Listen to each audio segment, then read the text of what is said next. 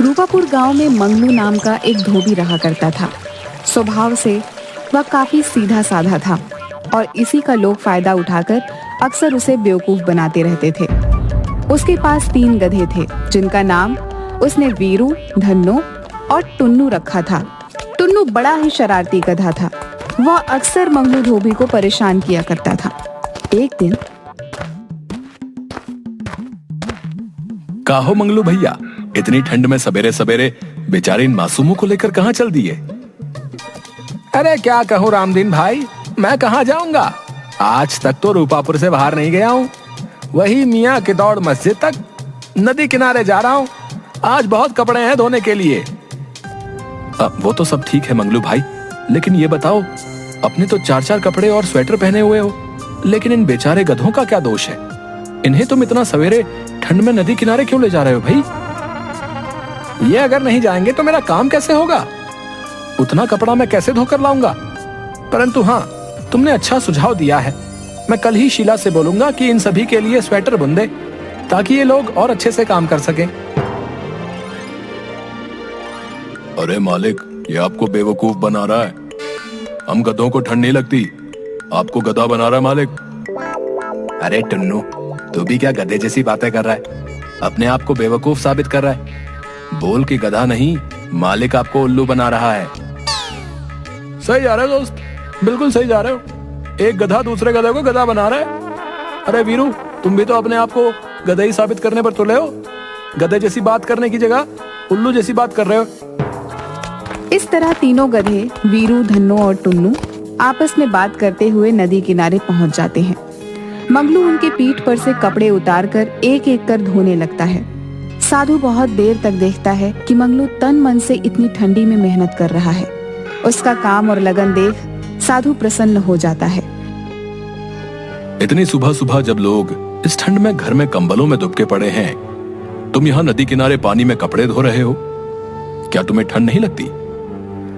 लगती है ना महाराज, ठंड तो हमें भी लगती है, लेकिन क्या करें, इतने कपड़े हैं कि धोते धोते 12 बज जाएंगे।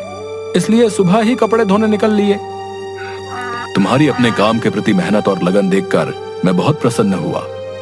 तुम कोई भी एक वरदान मांगो, तुम्हारी वो इच्छा मैं पूरी करूंगा।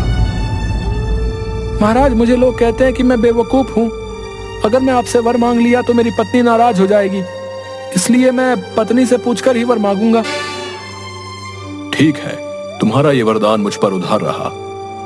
तुम जब चाहो मुझे याद करके मुझसे वरदान मांग सकते हो। इतना कहकर साधु वहां से चला गया। मंगलू धोबी अपने काम में लग गया। सारे कपड़े धोने के बाद मंगलू अपने तीनों गधों के पीठ पर कपड़ा लादकर अपने घर पहुंच जाता है। शीला, अरे ओ शीला, अरे कहाँ गई? लो, मैं सारा कपड़ा धोकर ले आया हूँ। इसे मैदान में फैलाकर सुखा दो। हाँ हाँ, आई। दिन रात गधे जैसा खटते रहती हूँ, फिर भी मन लायक खाना तक नसीब नहीं होता। ऊपर से तुम्हारे जैसा बेवकूफ पति भगवान ने दे दिया है। देखा धन्नो, मालकिन हम लोगों की बड़ाई कर रही है। बोल रही है कि गधा जैसा खटती है, यानी हम लोग बहुत काम करते हैं। हाँ, कभी कभी भुलाए हुए गधे जैसा मार भी पड़ता है। गधे जैसा खटने से याद आया, रामदीन भाई कह रहे थे कि इन तीनों को ठंड में स्वेटर बनवा देने के लिए। बेचारे कितने खटते हैं। मैं ऊन ला दिया हूँ, तुम इनके लिए स्वेटर बुन दो। हे भगवान, मैं आपका क्या बिगाड़ी थी जो इतना बेवकूफ पति मुझे ही दे दिए। आज तक किसी गधे को तुमने स्वेटर पहने देखा है? ओ तरीके, मुझे तो ये ध्यान में ही नहीं आया।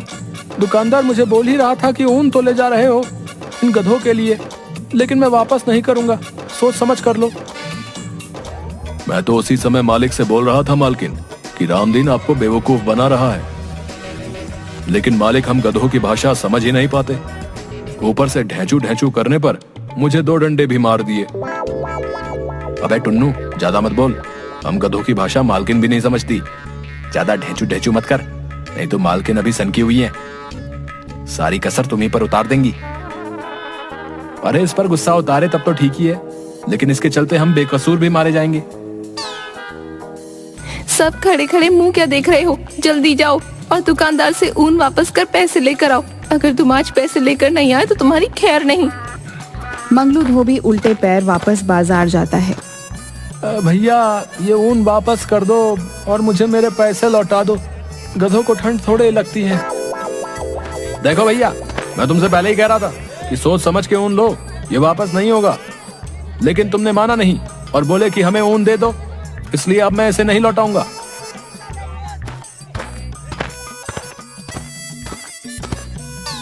मंगलू धोबी ऊन लेकर वापस घर पहुंचता है। उसके हाथ में ऊन देखकर शीला का गुस्सा 7वें आसमान पर पहुंचता है। वह मंगलू धोबी को खूब खरी खोटी सुनाती है। अरे क्या हुआ शीला, क्यों बेचारे मंगलू को भला बुरा कह रही हो? ये इतना बुद्धू है कि कोई भी इसे बेवकूफ बना देता है। रामदीन भैया के कहने पर गधों के लिए इतना सारा ऊन ले आया और स्वेटर बुनने को बोल रहा है। वैसे 4 गधों के लिए ऊन थोड़ा कम है। पर हमारे पास तो 3 ही गधे हैं। अच्छा, गांव के सभी लोग इसको गधा बनाते हैं और तू अभी भी इसे आदमी ही मान रही है। ठीक है, चलता हूँ। वैसे इस गधे से 3 गधे ज्यादा स्मार्ट हैं।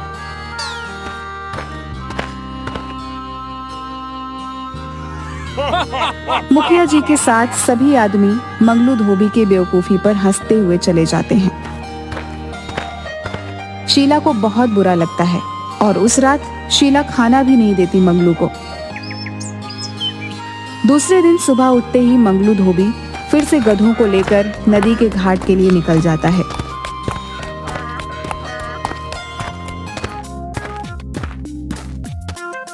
क्यों भाई, गधों को स्वेटर नहीं पहनाया है क्या? क्यों सवेरे सवेरे मजाक उड़ा रहे हो भैया? वैसे ही कल तुमने ऊन नहीं लौटाया, इस कारण मुझे रात में खाना तक नसीब नहीं हुआ।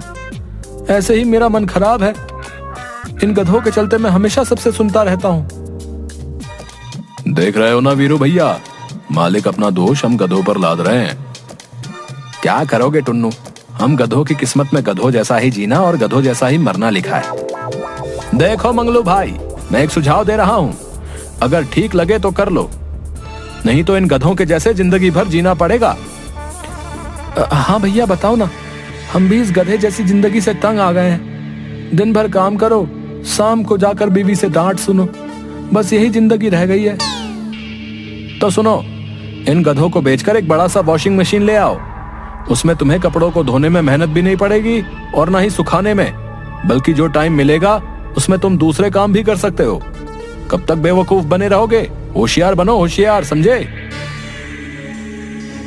बात तो पता है कि कह रहे हो भैया, मैं आज ही इन्हें बेचकर शहर से वॉशिंग मशीन लेकर आता हूँ।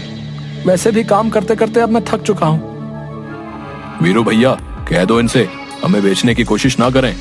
मैं दुलत्ती उलत्ती मार दूंगा तो फिर ना कहना। अरे अरे अरे, गुस्सा नहीं करते टुन्नू भाई, अब मालिक जो चाहे वो कर सकता है। हो सकता है हम लोगों को इससे भी अच्छा मालिक मिले। अब ये तो उनकी मर्जी है, हम लोग तो गुलाम हैं। यहाँ भी काम करना है और वहां भी काम करना है। इतना गुस्सा अच्छा नहीं। बात तो तुम ठीक कह रहे हो वीरू भैया, लेकिन हमें चिंता इस बात की है कि हमारे मालिक बेवकूफ हैं, जल्दी दूसरों की बातों में आ जाते हैं, आगे पीछे सोचते नहीं। अगर वॉशिंग मशीन लेंगे तो गांव में बिजली है तो नहीं, फिर उसे चलाएंगे कैसे? मंगलू धोबी बिना सोचे समझे यह सोच कर कि दुकानदार की बातों में दम है, अब हम भी मॉडर्न धोबी बन जाएंगे और कम समय में बिना ज्यादा मेहनत के ज्यादा से ज्यादा पैसा कमाएंगे। यही सोचकर मंगलू धोबी अपने गधों को एक धोबी को बेचकर उन पैसों से शहर से बड़ा सा वॉशिंग मशीन लेकर सीधा अपने घर चला आता है। घर पहुंचते ही उस बड़े सी वॉशिंग मशीन को देखने के लिए पूरा गांव मंगलू धोबी के घर पर उमड़ पड़ता है। मंगलू धोबी अपने बेटे बबलू को पैसे देकर हलवाई की दुकान से लड्डू मंगवाता है और सारे गांव वालों को बांटता है। अरे वाह मंगलू, तुमने तो कमाल कर दिया भाई। हमारे गांव में पहली वॉशिंग मशीन है जिसे तुम खुद खरीद कर लाए हो। अब हम लोग भी शान से कहेंगे कि हमारी धोबी हमें मशीन में कपड़े धोकर और सुखा कर देता है। मंगलू धोबी ने हमारे गांव का नाम रोशन कर दिया। अगल बगल 200 गांव में किसी के पास वॉशिंग मशीन नहीं है। ये हमारे गांव की उपलब्धि है, उपलब्धि। अतः हम सब मुखिया जी से आग्रह करते हैं कि मंगलू धोबी को एक शॉल गिफ्ट कर उसे सम्मानित किया जाए। मुखिया जी दुकानदार से एक शॉल मंगवाकर मंगलू धोबी को सम्मानित भी करते हैं। मंगलू धोबी सहित उसके परिवार का सीना चौड़ा हो गया था, क्योंकि आज पूरा गांव उसकी जय जयकार कर रहा था। मंगलू धोबी एक लंबा चौड़ा भाषण दे डालता है। आदरणीय मुखिया जी, गांव के सम्मानित लोग और हमारे गांव के साथियों, जैसा कि आप लोग जानते हैं कि जीवन भर मुझे बेवकूफ धोबी के नाम से नवाजा गया, लेकिन आज वही लोग मुखिया जी सहित हमारी सोच को सलाम करते हुए हमारी जय जयकार कर रहे हैं। अंत में मैं गांव वासियों से यही कहना चाहूंगा कि कोशिश करते रहने से हमारे जैसे बुद्धू बेवकूफ आदमी भी अपनी सोच की बदौलत गांव की शान बन सकते हैं। आप लोग भी गांव को आगे बढ़ाने के लिए हमारी जैसी सोच पर अमल कर गांव को तरक्की के रास्ते पर आगे बढ़ाएं। जय रूपापुर की जनता। भाई वाह, हमें आज तक नहीं मालूम था कि अपना बेवकूफ समझे जाने वाला मंगलू धोबी इतनी सरलता से सटीक भाषण दे सकता है। गांव के युवाओं को मंगलू धोबी से इंस्पायर होने की जरूरत है भाई। एक बार फिर से मंगलू धोबी को गांव के लिए उपलब्धि पर तहे दिल से शुक्रिया। भाइयों एवं बहनों, अब मुखिया जी वॉशिंग मशीन का स्विच दबाकर उद्घाटन करेंगे। कृपया आप लोग जोरदार तालियों से मंगलू धोबी की इस उपलब्धि का स्वागत करें। ला भाई, एक नारियल पहले फोड़ दो, उसके बाद स्विच ऑन कर वॉशिंग मशीन चलाएंगे। 1 मिनट रुक जाइए मुखिया जी। हम सब वॉशिंग मशीन गांव में आने की खुशी में ये भूल गए कि हमारे गांव में तो बिजली अभी आई ही नहीं है, तो फिर वॉशिंग मशीन चलेगी कैसे? अभी तक जो मुखिया जी और गांव वाले मंगलू धोबी को जो सर आंखों पर उठाए हुए थे, अब उसे महाबेवकूफ, बुद्धू, न जाने क्या क्या उपाधि देकर उसे भला बुरा भी कहने लगे। शीला खटिया पर बैठी सर को पकड़े अपनी पति की बेवकूफी पर उसी को कोस रही थी। भाई, गधा जब घोड़ा बनने की कोशिश करता है तब ऐसे ही सब लोगों के ताने सुनने पड़ते हैं, समझे? मंगलू भाई, एक सुझाव और मान लो, गांव में बिजली ला दो। मंगलू भाई, संभल कर, ये मजाक कर रहा है। क्या हुआ शीला, तुम सर पकड़कर क्यों बैठी हो? जिस घर में 4-4 गधे हों, उस घर की मालकिन की स्थिति समझी जा सकती है। 4 नहीं, 5 गधे, क्योंकि गधे की बीवी भी गधी ही होती है। सभी गांव वाले हंसने लगते हैं। गांव वालों के ताने से बचने के लिए मंगलू धोबी पूरे परिवार के साथ नदी किनारे जाकर उदास बैठा रहता है। तभी वहाँ पर वही साधु आता है जिसने कहा हुआ रहता है कि तुम्हारा एक वरदान मेरे पास उधार है। क्या हुआ बालक? इस तरह एकांत में सपरिवार उदास बैठने का कारण जान सकता हूँ क्या? महात्मा साधु जी, कृपया हमें वर दें कि किसी तरह से मेरा वॉशिंग मशीन चलने लगे। ये लो बच्चा त्रिशूल, इसे मशीन में लगा देना। ये सूर्य, तारों और ग्रहों से एनर्जी लेकर वॉशिंग मशीन चलाएगा। जा बच्चा, कल्याण हो जाएगा, जा। मंगलू धोबी की इच्छा के अनुसार साधु वर देकर चला जाता है। गांव लौटकर मंगलू वॉशिंग मशीन में त्रिशूल फिट कर देता है और स्विच ऑन करता है। वॉशिंग मशीन चलने लगती है। उसकी आवाज सुन गांव के लोग इकट्ठे हो जाते हैं। भाई मंगलू, मुझे माफ कर दो। तुमने वॉशिंग मशीन चलाकर सचमुच साबित कर दिया कि गधे तो हम मजाक उड़ाने वाले रह गए। तुम तो घोड़ा बन हमसे कहीं आगे निकल गए भैया। मंगलू, हम आज सचमुच शर्मिंदा हैं। तुम हम लोगों से कहीं अधिक होशियार हो। आज मंगलू और उसके परिवार ने साबित कर दिया कि ये हमारे गांव के रत्न हैं, रत्न। मैं तो यूं ही नेता हूँ। गांव के असली नेतृत्व करने वाला नेता तो हमारा मंगलू है। मंगलू धोबी का अब गांव में रौब हो जाता है। वो जहाँ जाता है सेलिब्रिटी की तरह उसका स्वागत होता है। अगल बगल के गांव में उसकी स्पीच सुनने के लिए हजारों की भीड़ लग जाती है। अब गांव के साथ साथ नजदीक गांव के कई रईस परिवार उसके ग्राहक हो जाते हैं और मशीन से धुला कपड़ा पहनने में शान महसूस करने लगते हैं। धीरे धीरे मंगलू धोबी अमीर हो जाता है। दूसरे गांव के शातिर चोर खिरजू और बिरजू एक दिन मंगलू की वॉशिंग मशीन चोरी कर लेते हैं। दूसरे दिन गांव में हाहाकार मच जाता है। गांव की शान वॉशिंग मशीन की चोरी हो गई थी। कुछ महीनों में फिर से मंगलू के परिवार की स्थिति पहले जैसी हो जाती है। खिरजू, हमने मशीन तो चोरी कर ली, पर ये चलेगा कैसे? साला, हम लोग 3 महीने से इसे चलाने की कोशिश कर रहे हैं। त्रिशूल को लगता है घुमाना पड़ेगा। रुको, आज मशीन हम चला कर रहेंगे। जैसे ही त्रिशूल खिरजू घुमाता है, वॉशिंग मशीन का ढक्कन ओपन हो जाता है और खिरजू एवं बिरजू दोनों को अंदर खींच लेता है और उन्हें गोल गोल घुमाना शुरू कर देता है। अरे बाप रे, अरे कोई बचाओ हमें, अरे अरे उल्टी हो रही है, अरे चक्कर आ रहा है, अरे कोई तो रोको इस मशीन को। अब हम चोरी कभी नहीं करेंगे, बचाओ। खिरजू तू मुझे दुलत्ती क्यों मार रहा है? अरे मैं क्यों मारूंगा, अरे हमें तो उत्तर दक्षिण पूरब पश्चिम सब एक लग रहा भैया। अरे बस करो मशीन देवता, अरे मैं तुम्हें मंगलू धोबी के यहाँ खुद लेकर जाकर रख दूंगा।